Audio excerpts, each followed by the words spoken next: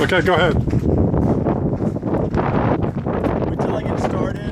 No, Started. Your hair's messed up. Oh shoot.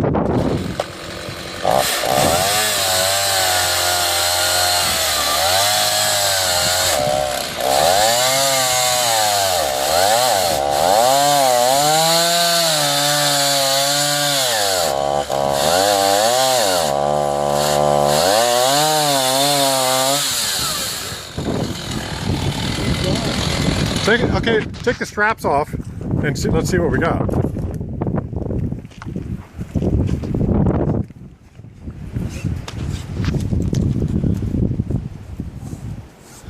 So that took about 5 minutes to cut the 5 foot long log we have here. And I'm really impressed by the results.